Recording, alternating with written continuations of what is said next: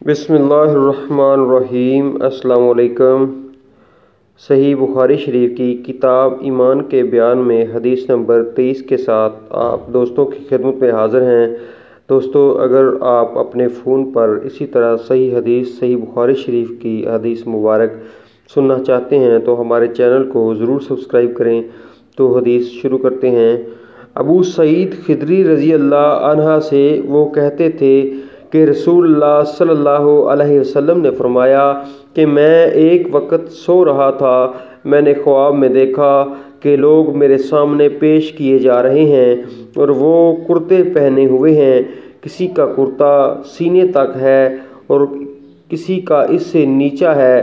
پھر میرے سامنے عمر بن الخطاب لائے گئے، ان کے بدن پر جو کرتا تھا وہ اسے گھسیٹ رہے تھے، یعنی ان کا کرتا زمین تک نیچا تھا۔ صحابہ نے پوچھا کہ یا رسول اللہ، اس کی کیا تعبیر ہے؟ آپ صلی اللہ علیہ وسلم نے ارشاد فرمایا کہ اس سے دین مراد ہے۔ اللہ تعالیٰ سے دعا ہے کہ وہ صحیح حدیث سن کر اس پر عمل کرنے کی توفیق عطا فرمائے اور ہمیں 5 وقت کی نماز پڑھنے کی توفیق عطا فرمائے۔ جزاک اللہ۔